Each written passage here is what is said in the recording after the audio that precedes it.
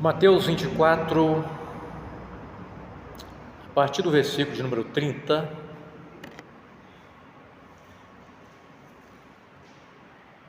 aliás, vamos recuar um pouquinho, versículo 29, Mateus 24, versículo 29. Amém? Diz assim a palavra de Deus: imediatamente depois da angústia daqueles dias, o sol escurecerá, a lua não dará a luz, as estrelas cairão do céu e os poderes do céu serão abalados. Então, por fim, aparecerá no céu o sinal da vinda do Filho do Homem, e haverá grande lamentação entre todos os povos da terra. Eles verão o Filho do Homem vindo nas nuvens do céu com poder e grande glória. Ele enviará seus anjos com um forte sopro de trombeta, e eles reunirão os escolhidos de todas as partes do mundo, de uma extremidade à outra do céu. Agora aprendam a lição da figueira. Quando os ramos surgem, as folhas começam a brotar, vocês sabem que o verão está próximo. Da mesma forma, quando virem todas essas coisas, saberão que o tempo está muito próximo à porta. Eu lhes digo a verdade, que esta geração certamente não passará até que todas essas coisas tenham acontecido. O céu e a terra desaparecerão, mas as minhas palavras jamais desaparecerão. Contudo, ninguém sabe o dia nem a hora em que essas coisas acontecerão, nem mesmo os anjos do céu, nem o Filho, somente o Pai sabe. Quando o Filho do Homem voltar, será como no tempo de Noé. Nos dias antes do dilúvio, o povo seguia a sua rotina de banquetes, festas e casamentos, até o dia em que Noé entrou na arca. Não perceberam o que estava para acontecer, até que veio o dilúvio e levou a todos. Assim será a vinda do Filho do Homem. Até aí a palavra de Deus, que Deus assim nos abençoe. Nós vamos continuar então, irmãos, a estudar a escatologia, que nós já começamos o estudo sobre Mateus 24. Falamos anteriormente que o Senhor Jesus nesse capítulo está respondendo a 3 perguntas que foram feitas pelos seus discípulos. Falamos de alguns sinais que o Senhor Jesus mostrou que estaria marcando o que ficou conhecido como o princípio das dores. Falamos também que essas dores são as dores de parto, e que todos aqueles sinais seria na verdade o princípio das dores, e quando essas dores aumentassem, seria o momento da grande tribulação. Falamos também como que o apóstolo Paulo também fez menção dessas dores de parto, quando ele escreve a carta aos Romanos, no capítulo 8, versículo 22 e 23, como que ele fala que a redenção da criação e a manifestação dos filhos de Deus, ou a redenção do nosso corpo, estaria acontecendo exatamente depois de quê? Da dor de parto. Então ele relaciona as dores de parto com o momento necessário para que a igreja tivesse que passar para aguardar o desfecho final, que seria a redenção completa do ser humano. E essa redenção do corpo se dá exatamente na ressurreição. Falamos como que o apóstolo Paulo escreve ainda aos Coríntios, no capítulo 15, da grande esperança da igreja, que é o arrebatamento, e como que no arrebatamento também vai acontecer a ressurreição.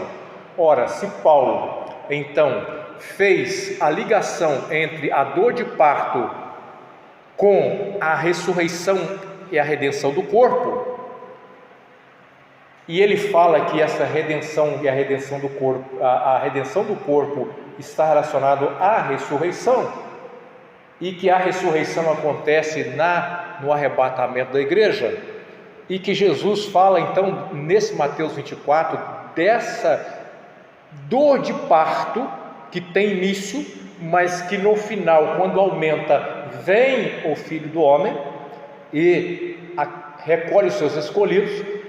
Dificilmente nós vamos conseguir tirar a igreja desse contexto se nós observarmos o que Paulo falou ali com relação à dor de parto que a igreja teria que experimentar. Paulo em nenhum momento falou que a igreja passaria apenas por uma parte da dor de parto, mas que esperava, gemendo, com dores de parto, até que a redenção acontecesse. Então nós falamos essas coisas e ficamos de falar agora, nós estamos falando exatamente na volta do Senhor Jesus, na perspectiva pós-tribulacionista.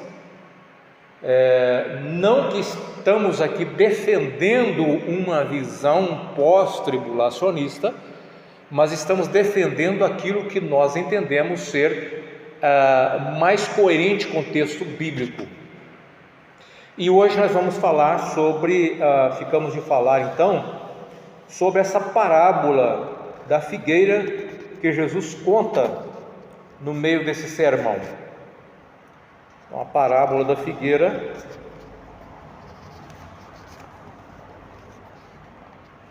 vai ser o que nós vamos estar falando hoje. Então veja bem, essa parábola da figueira, ela tem sido interpretada por grande parte dos teólogos exatamente como uma representação, como se a figueira aqui nesse contexto fosse uma representação da nação de Israel, e que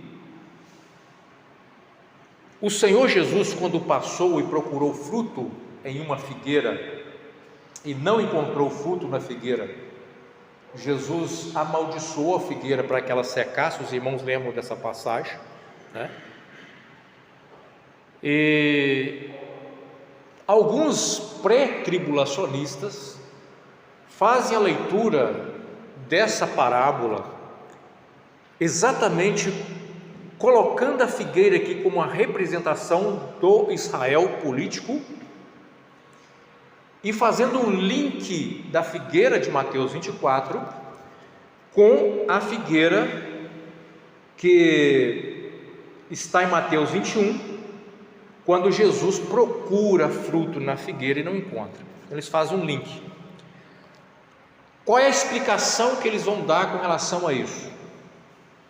Quando Jesus procurou fruto na figueira e não encontrou, era porque Jesus veio procurar fruto para o seu povo, no meio do seu povo de Israel, e o povo de Israel não deu o fruto esperado. Em consequência disso, essa nação foi amaldiçoada e destruída no ano 70, na época pelo general Tito. Depois vem a diáspora do povo judeu, espalhando por todas as nações. Então a nação de Israel deixa de estar como nação independente ali. Aparentemente, com o passar dos anos, era como se tivesse acabado até, e nunca mais fosse voltar. Então eles fazem esse link com essas duas parábolas. E segundo a interpretação pré-tribulacionista, quando Jesus fala do brotar da figueira que nós vemos em Mateus 24, seria uma relação profética do que viria a acontecer quando Israel voltasse para a sua pátria, conquistasse novamente a sua independência. Então isso seria o brotar da figueira. Isso aconteceu em 1948, portanto, a partir dessa data de 1948, inicia-se uma geração que deveria ser a geração do arrebatamento.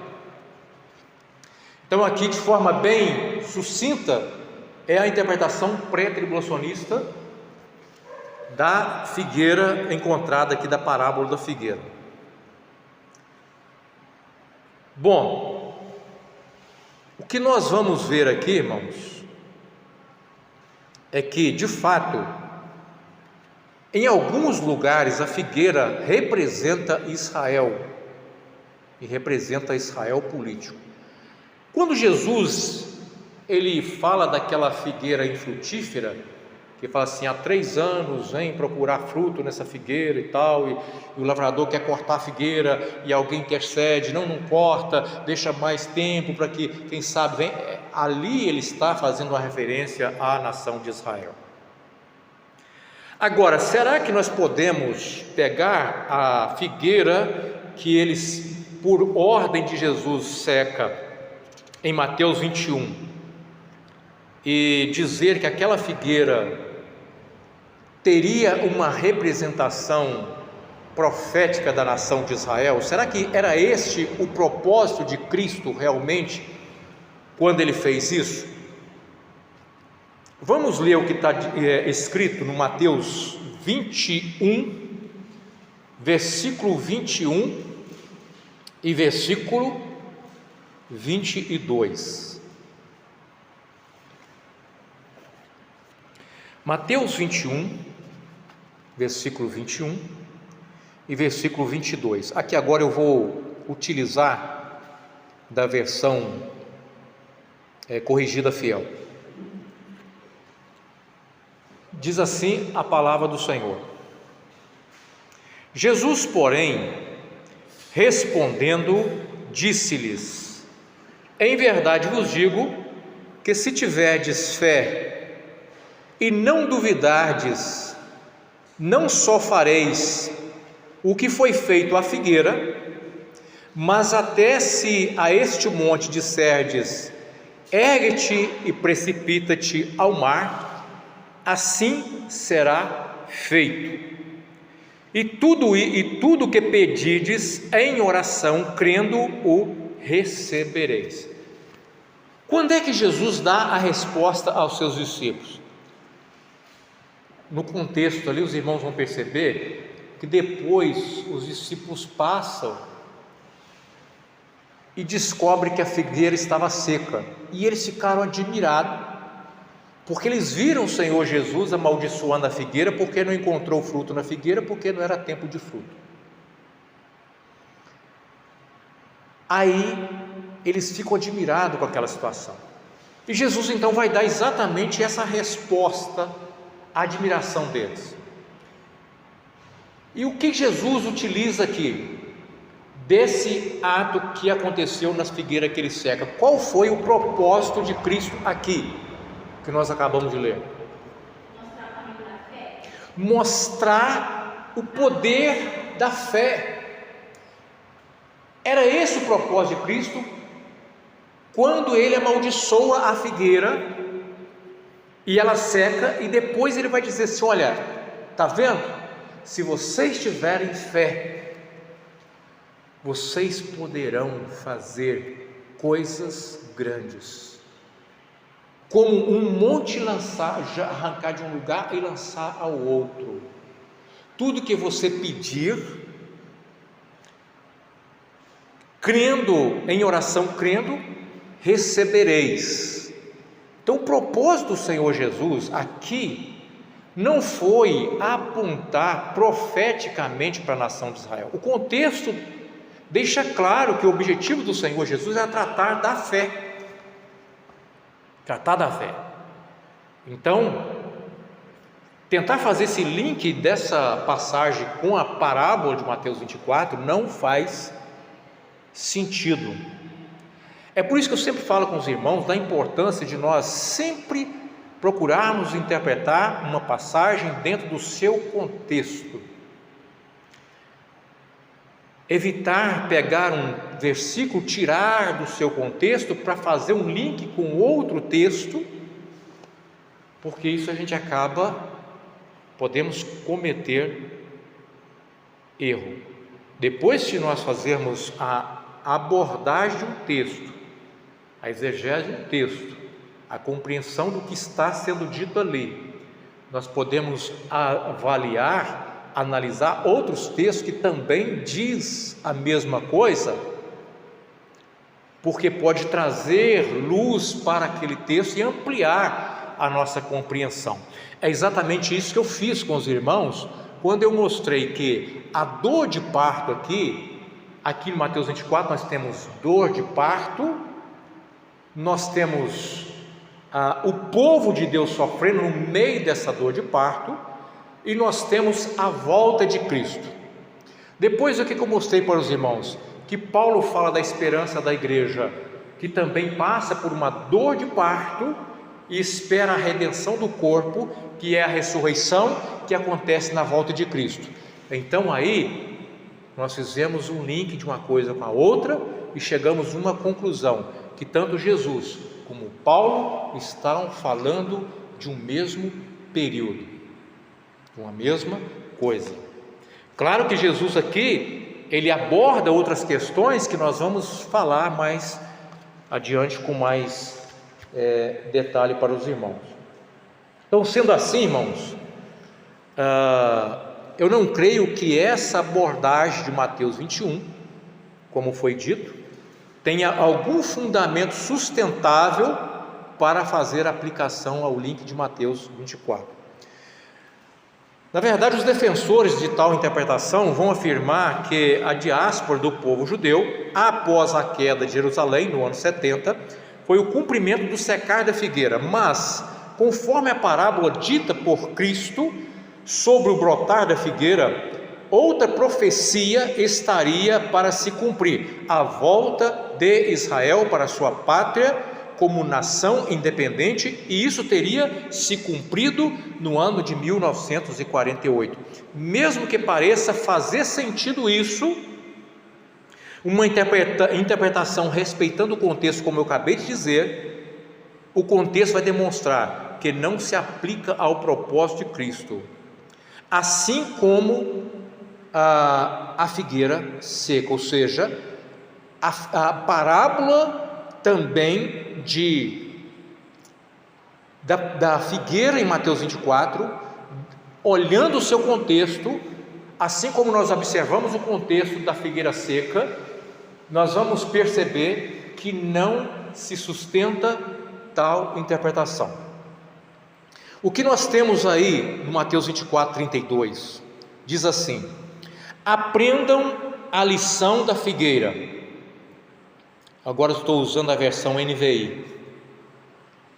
Quando seus ramos se renovam e as suas folhas começam a brotar, vocês sabem que o verão está próximo. Marquem aí essa expressão de Jesus. Vocês sabem que o verão está próximo. Por que está dizendo que vocês sabem que o verão está próximo? Por quê? Porque os ramos e as folhas começam a brotar. Qual é o sinal da proximidade do verão?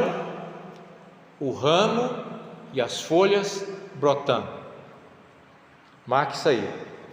Assim também, então presta atenção que Jesus está falando. Assim também, quando virem todas essas coisas, saibam que Ele está próximo às portas. Ele aqui é o Senhor Jesus, o Filho do Homem.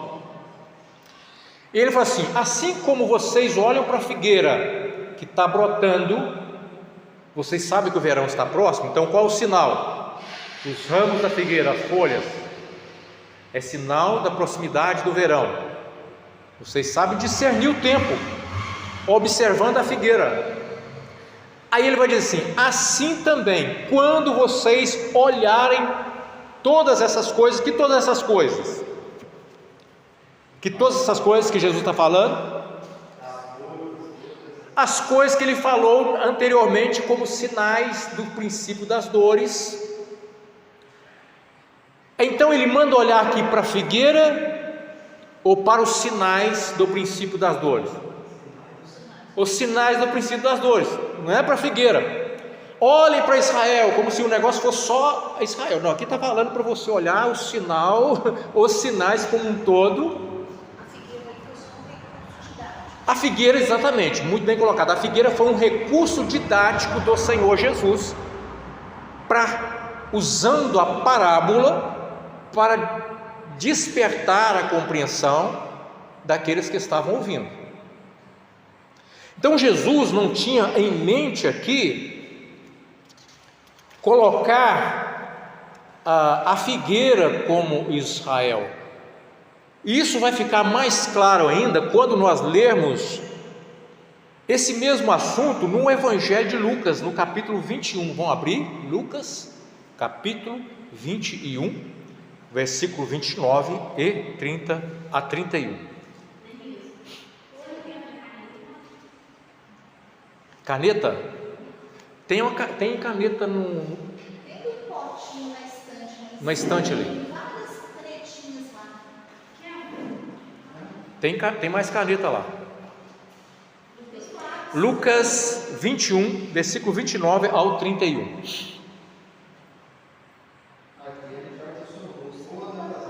Exatamente, você já foi aonde? No ponto necessário. Cadê o potinho?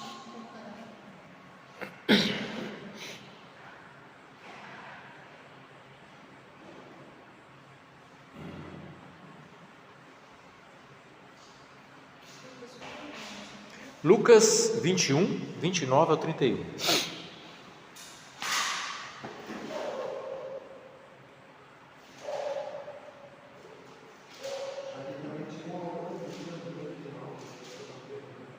Hein?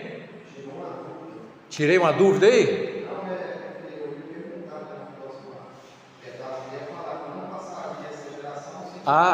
Nós vamos entrar aí, vou entrar.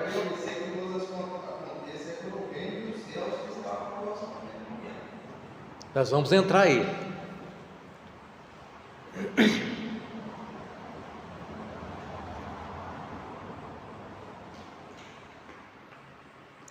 É importante essas dúvidas sendo dissipada ao estudar a palavra de Deus, né? Então vamos lá. Eu vou usar a versão NVI aqui também. Então Lucas 21, 29, 31 diz assim: Ele lhes contou esta parábola: observem a figueira e todas as árvores. Veja que Lucas não coloca apenas a fala de Jesus apontando para a figueira, mas Lucas diz que Jesus falou: observem a figueira e todas as árvores. Quando elas brotam, vocês mesmos percebem e sabem que o verão está próximo. Assim também, quando virem essas coisas acontecendo, saibam que o reino de Deus está próximo. Então veja bem, aqui Lucas fala que Jesus mandou observar aqui, olha, observem a figueira e todas as árvores. Quando elas brotam, né? Então, se a figueira fosse símbolo de Israel, quem são todas as árvores que tem que ser observada também? Veja que não faz sentido, o Senhor Jesus está usando didaticamente que as árvores, o tempo do fruto é conhecido pelos sinais que as árvores dão. O tempo do verão é percebido pelos sinais das árvores. Então os sinais...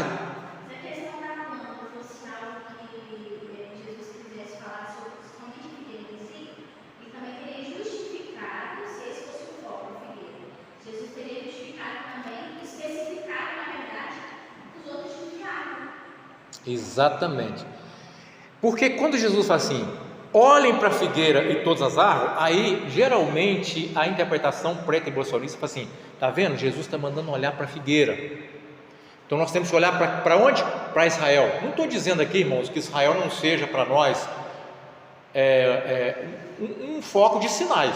Existem profecias para se cumprir com Israel, são sinais importantes, sim.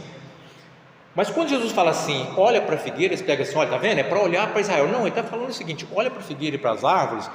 Quando vocês percebem tudo isso aí, então agora, diz assim, não é para vocês ficar olhando para as árvores, é para vocês olhar para os sinais. É para vocês olhar para os sinais, né? Para os sinais.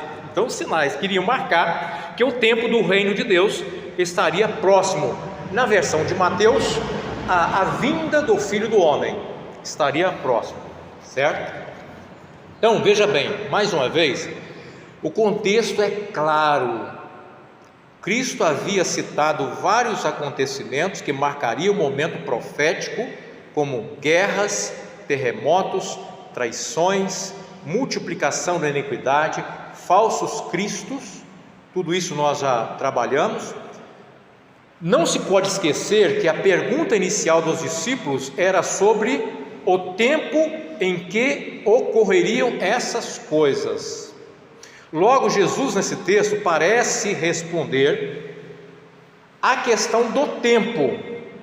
No entanto, ele não marca o dia nem a hora, mas dá um ensinamento de forma que eles entenderam e por isso escaparam antes do cerco, fugindo para os montes e escondendo em Pela, nas montanhas. Os discípulos ficaram atentos aos sinais. Como Jesus falou assim, estejam atentos aos acontecimentos. O que eu falei com os irmãos que aconteceram naquele período ali? Teve guerras, teve rumores de guerras, teve falsos cristos, teve terremotos, vários terremotos. Tudo aconteceu naquela geração ali. Os discípulos, atenta a todos esses sinais e a movimentação do Império Romano, o que eles fizeram? Eles fugiram para as montanhas. O que Jesus fala assim? Olha, quem estiver no telhado, fuja para os montes. Não é isso que Jesus fala? Fuja para os montes. Aí eles fugiram e eles escaparam do cerco. A população de Israel foi cercada e presa dentro de Jerusalém. Foi um massacre terrível. Foi uma grande tribulação que eles passaram ali naquele momento. Mas os discípulos, atentos aos sinais, escaparam daquele momento. Se a figueira não representa Israel, o que representa? Jesus usou a figueira e as outras árvores para ensinar que assim como eles conheciam o tempo da frutificação, devido a alguns sinais que antecedem os frutos, eles também, estando atentos aos sinais proféticos e às movimentações do Império Romano, saberiam que ele estaria às portas. Ele aqui é o Filho do Homem, ou seja, Jesus. Ainda assim, parece que de forma proposital, preste atenção nisso aqui agora, parece que de forma proposital, Cristo mistura dois eventos,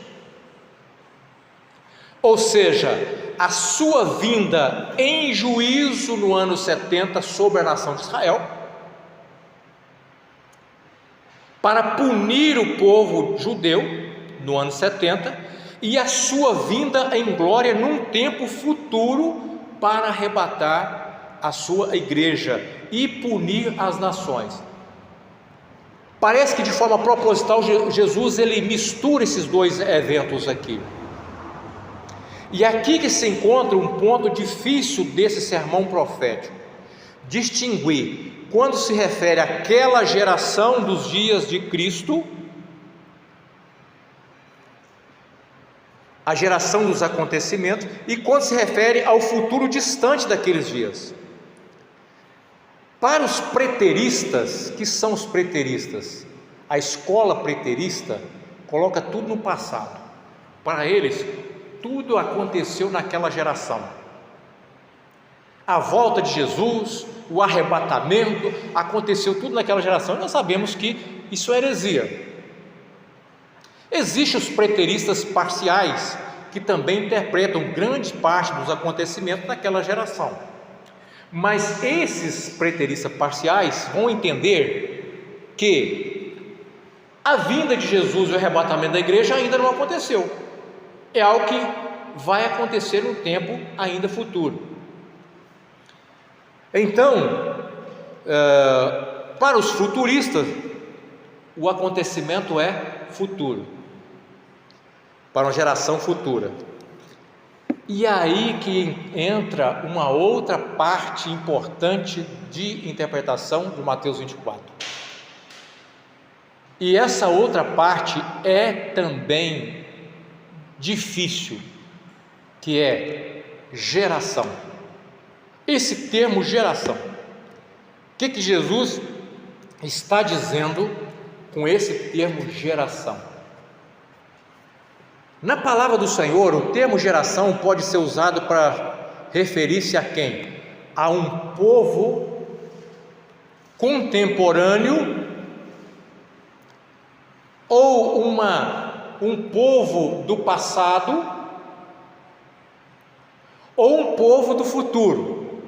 Eu acho que aqui está se referindo a um povo do futuro, porque fala esta geração e não essa.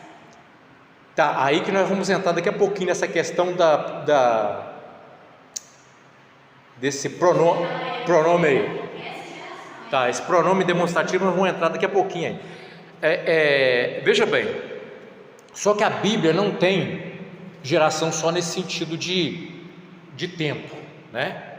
De uma duração de um povo. Por exemplo, geração, quanto tempo dura uma geração? 40 anos? A duração de um povo, durou uma geração. E nós vamos perceber depois que Jesus está no ano 33 aqui, ele tinha 33 anos, então vamos colocar que está no ano 33, 34, ele está morrendo, e dá essa profecia. Se nós colocarmos uma geração como 40 anos, aonde que vai cair isso? 33 anos mais anos 70. O que aconteceu no ano 70? A destruição de Jerusalém e os discípulos escaparam. Uma geração. Daqui a pouquinho nós vamos chegar lá. Mas a Bíblia também fala de geração como uma nação. Exemplo, 1 Pedro capítulo 2, versículo 9. 1 Pedro capítulo 2, versículo 9.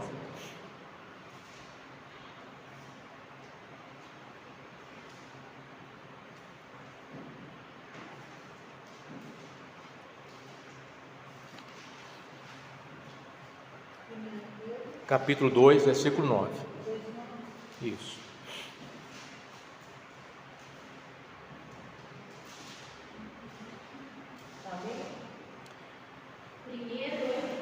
Isso, 1 Pedro 2, versículo 9. Diz assim a palavra do Senhor, os irmãos acharem, eu vou ler aqui. Vocês, porém, são geração eleita, sacerdócio real, nação santa, povo exclusivo de Deus, para anunciar as grandezas daquele que vos chamou das trevas para a sua maravilhosa luz. Então Jesus chamou a igreja de quê? Geração. Povo. Então, um povo pode ser na Bíblia também uma geração. Aí nós vamos ter, alguns teólogos vão dizer que essa geração que Jesus está referindo aqui era a geração do tempo dele. E vão dizer o seguinte: olha, 40 anos, anos 70, Jerusalém foi destruído, o juízo veio, os discípulos escaparam, a grande tribulação aconteceu no ano 70, ok? Geração do tempo de Jesus. Outros teólogos vão dizer o seguinte: não, essa geração é uma referência ao povo de Israel. O que Jesus estava querendo dizer é que esse povo não vai deixar de existir sem que tudo se cumpra, sem que tudo aconteça. Dentro dessa perspectiva de geração como nação de Israel, aí tudo que Jesus estaria dizendo aqui estaria no futuro distante para um cumprimento futuro. E aí tem aqueles também que vão fazer uma outra aplicação da geração usando aqui o pronome. Na verdade não vão observar o pronome, eles vão usar a figueira, a interpretação da figueira, que eu já mostrei para os irmãos que é uma interpretação equivocada. Mas na interpretação da figueira, eles vão dizer o seguinte: em 1948, Israel voltou à nação independente, cumpriu o brotar da figueira. Aí ele vai dizer assim: não passará esta geração. Que geração que Jesus está falando? A geração que viu o sinal de Israel, do brotar da figueira, Israel voltando. Então essa geração não passa sem antes Jesus voltar. Então eles jogam essa geração vinculando com a interpretação da figueira brotando em 1948. Alguns chegaram até a fazer alguns cálculos aí para falar que Jesus voltaria somando 1948 com mais um tempo de geração tal. Pastor, então a figueira está ligada também das dores de parto também? A figueira ali, na verdade, Já que a figueira se trata de um determinado tempo, assim também são as dores de parto. assim também são as dores de parto. Para passar essa geração poderia ser a segunda vinda de Cristo? Poderia ser a segunda vinda de Cristo, mas nós vamos tratar um pouco dessa questão da geração aqui. Vamos observar, vamos tentar analisar. Tá, não, mas nós vamos chegar lá. Vamos tentar analisar agora a ideia da geração. Se fosse olhar que essa geração seria tantos anos, essa geração já quase morreu toda. Ou a maioria já morreu. Sim. Porque se é a geração que viu em 1948, Ou que nasceu a partir daí. ou que nasceu a partir de 1948, então já está todo mundo velhinho, gaga, já a maioria já morreu. Aí já nos dá uma ligação com o que o pastor falou, que se trata de uma nação. De nação. Agora vamos ver se essa interpretação da nação. Vamos ver, agora prestem atenção, irmãos. Isso é complicado, tem que ter muita atenção para a gente não perder o raciocínio. Vamos ver agora se a interpretação da geração como nação eleita, nação de Israel, pode ser aplicada nesse texto. Vamos ver como que outros textos em Mateus, como que Mateus trata da questão de geração. Mateus capítulo 11, versículo 16 e versículo 17.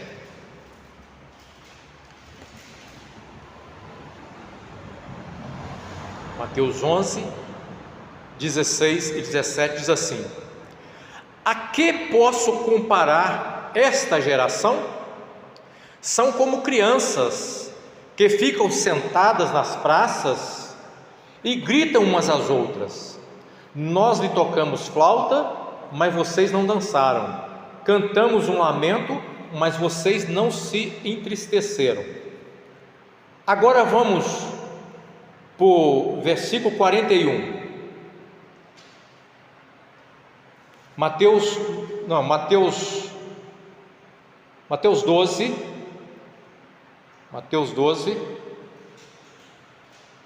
versículo 41. Os ninivitas se levantarão no juízo com esta geração e a condenarão. Se fosse nação de Israel para condenar toda a nação de Israel, eu não tinha chance para a nação de Israel aqui, né? Levantará com essa geração e a condenarão, porque se arrependeram com a pregação de Jonas. E eis aqui quem é maior do que Jonas. A rainha do sul se levantará no juízo com esta geração e a condenará, porque veio dos confins da terra para ouvir a sabedoria de Salomão. Eis aqui quem é maior do que Salomão. Vamos para Mateus 23, versículo 34 ao 38.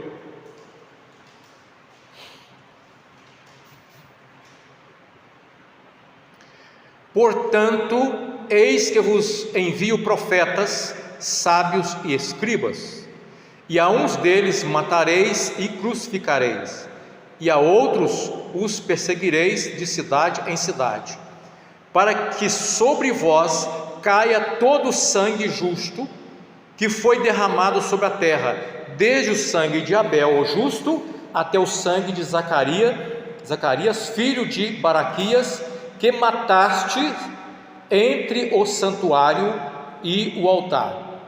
Em verdade vos digo que todas essas coisas hão de vir sobre esta geração.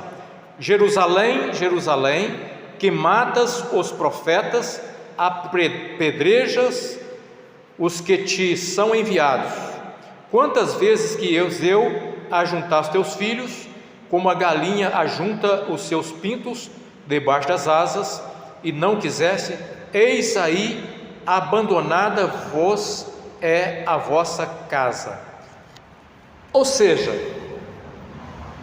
todas esses textos que nós acabamos de ler em Mateus, a geração aqui é uma referência à geração do tempo de Cristo. Diante disso, será que a geração de Mateus 24 seria diferente? Se Mateus coloca todas essas gerações, o termo geração aqui, para se referir à geração do tempo de Cristo, será que ele usaria esse termo geração em Mateus 24 de maneira diferente? Bom, não obstante haja essas divergências entre os estudiosos quanto aos possíveis significados desse termo, levando em consideração o seu domínio semântico, penso que dificilmente seria uma referência à etnia ou à nação de Israel, e sim aos homens de um determinado tempo, como se pode notar mais claramente nos versículos seguintes.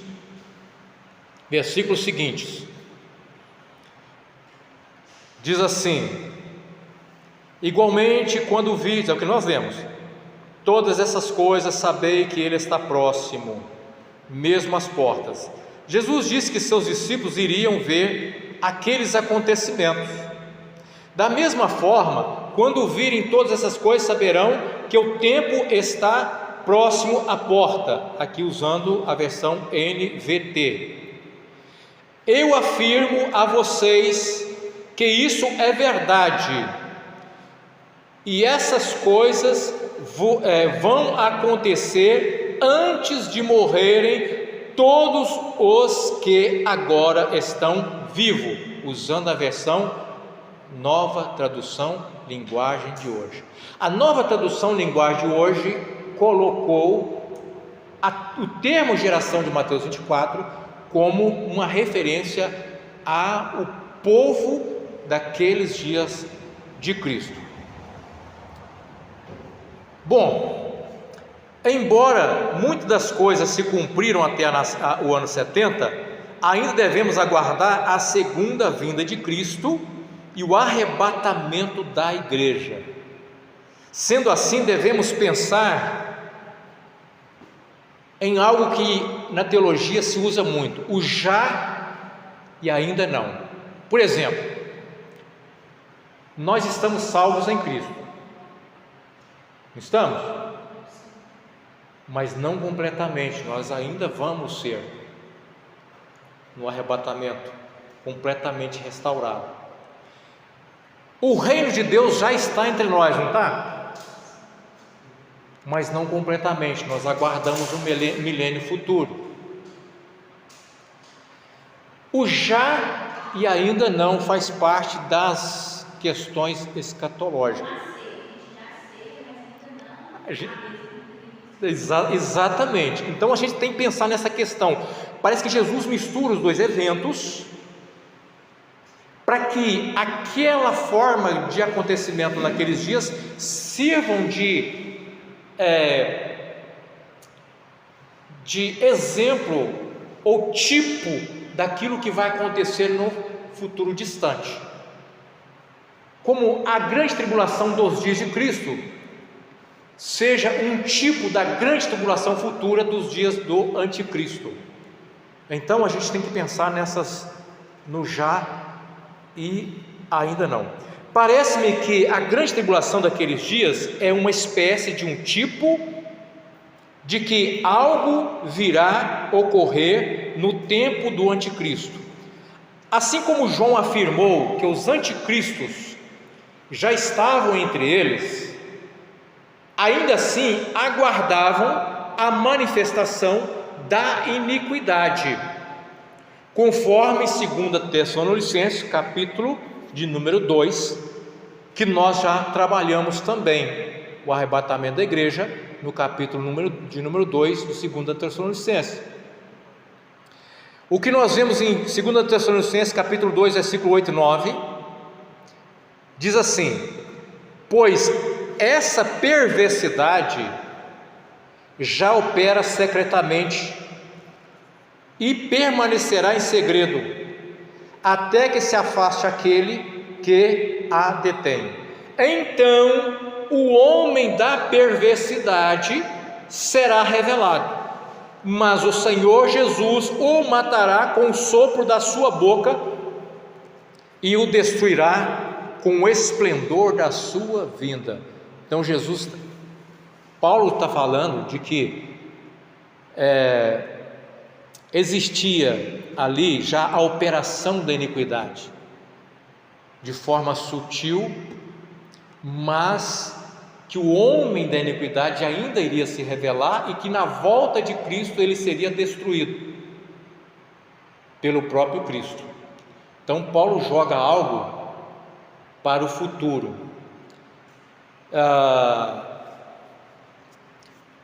Outro aspecto importante deve ser abordado é que, para alguns, a geração é uma referência à geração que tiver vendo o cumprimento dessas coisas no futuro, que é o que eu acabei de dizer anteriormente. Os pré-tribulacionistas pegam essa geração e jogam para o futuro. O problema com essa interpretação é que o texto diz, versículo 34 de Mateus 24: em verdade vos digo que não passará esta geração sem que todas essas coisas se cumpram. Se fosse uma referência à geração futura, deveria ser aquela geração. Não passará aquela geração, porque ainda estaria distante do momento que Cristo está falando. Não passará aquela geração sem que tudo isso aconteça. No entanto, Jesus falou assim: não passará esta geração. Esse pronome demonstrativo, esta, ou este, ou isto, se refere àquilo que está próximo. O esse, ou aquele é algo que está mais distante. Então, se Cristo estivesse querendo fazer uma referência à geração futura, deveria ter sido usado aquela geração e não esta geração.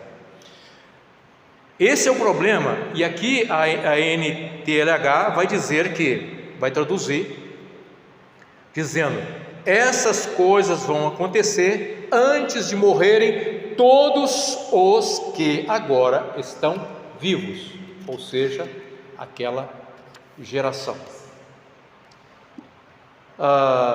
Então o que nós percebemos aqui é que Jesus faz referência a acontecimentos do seu tempo, como o cerco de Jerusalém, a destruição de Jerusalém.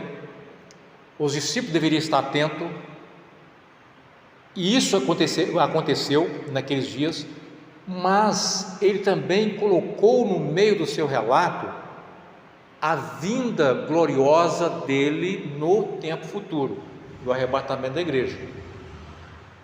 Então você tem dois eventos misturados aqui, e distinguir quando é um e quando é outro, que é o grande desafio,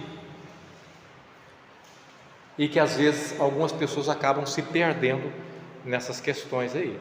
mas eu acho, não sei se eu consegui trazer para os irmãos de maneira clara a distinção. Por que que eu não acredito que a figueira seja uma referência a Israel? Por que que eu não entendo que a geração ali seja uma referência à nação de Israel, embora tem teólogos de gabaritos que defende isso, tá certo? Mas no meu entender, e observando, né, os contextos aqui e as explicações de outros teólogos, eu entendo que a que melhor se explica é a geração do tempo de Cristo. E aqui eu vejo que a nova versão linguagem, nova tradução na linguagem de hoje, embora ela não seja uma boa tradução para estudo, né?